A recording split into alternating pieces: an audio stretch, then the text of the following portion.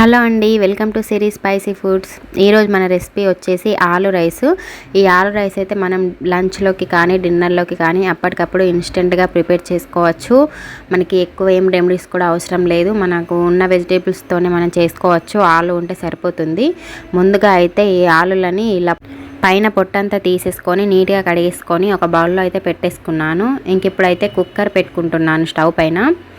ఇది వేడెక్కినాక ఒక 5 నుండి 6 టేబుల్ స్పూన్ల ఆయిల్ని అయితే వేసుకోవాలి.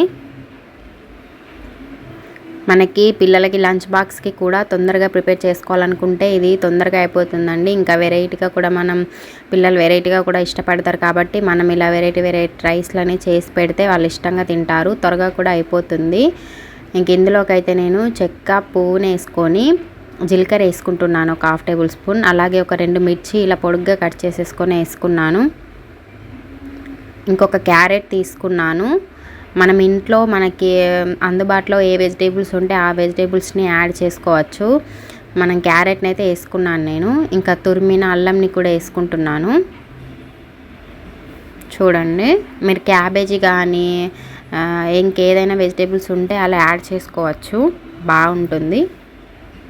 ఇంక ఇదంతా ఒకసారి కలిపేసుకొని ఒక మీడియం సైజ్ ఆనియన్ కూడా ఇలా సన్నగా కట్ చేసేసుకొని వేసుకోవాలి. ఇంకొక 1 మినిట్ అలా కలిపేసుకొని ఫ్రై చేసుకోవాలి. మనకి వెజిటేబుల్స్ ఎక్కువ కూడా ఫ్రై అవ్వాల్సిన అవసరం లేదు, ఎందుకంటే మనకి రైస్లోనే ఉడుకుతాయి కాబట్టి మనకి అంతగా ఎక్కువగా ఫ్రై అవ్వకూడదు. మామూలుగా అలా కలిపేస్తూ ఉండాలి అంతే. ఇంకా కస్తూరి మెంతిని వేస్తున్నాను. ఇంకొకసారి మొత్తం కలిపేసుకొని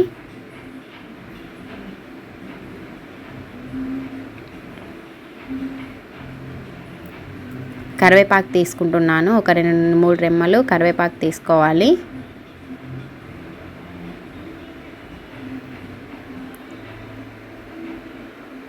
ఇంక ఇప్పుడైతే ఆలులని వేసుకుంటున్నాను. చూడండి, మనం ఎంత ఆలు రైస్ కన్సిస్టెన్సీ బట్టి మనం ఆలులని అయితే తీసుకోవాలి. నేను ఇక్కడ ఒక 2 ఆలులని తీసుకున్నాను. ఇంకా ఆలులు కూడా ఒక 1 మినిట్ పాటు మనకి ఆయిల్లో ఫ్రై అవ్వాలి. ఇంకా ఒక చిటికెడు పసుపు కూడా వేసుకొని సాల్ట్ వేసేసుకోవాలి. ఇప్పుడే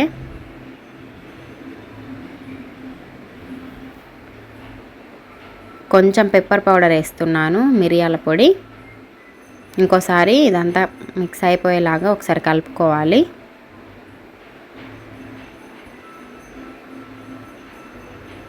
చూడండి, మనం పిల్లలకి ప్రిపేర్ చేస్తే ఇలా ఇంతే సరిపోతుంది. మనం కూడా కొంచెం స్పైసీగా తినాలనుకుంటే మనం కొంచెం కారం పొడి కూడా యాడ్ చేసుకోవచ్చు. ఇప్పుడు ఇది మనం పిల్లలకి ప్రిపేర్ చేస్తే మాత్రం పచ్చిమిర్చి వేసాం కాబట్టి కారపొడి వేయాల్సిన అవసరం ఏమి ఉండదు. పెప్పర్ పౌడర్తో కూడా కొంచెం ఘాటు ఉంటుంది.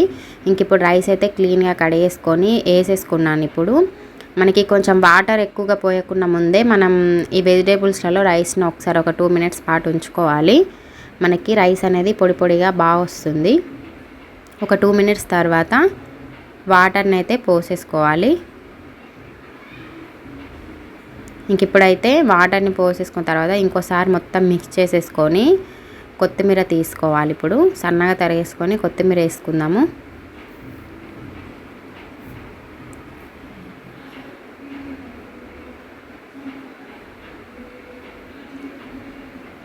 ఇక లాస్ట్కి ఒక 1/2 నిమ్మకాయ తీసుకోవాలి. నిమ్మకాయ లేకుంటే మనం కొంచెం ఒక 1/2 నిమ్మకాయ సైజ్ అంతా చింతపండు తీసుకున్నా కూడా బాగానే ఉంటుంది.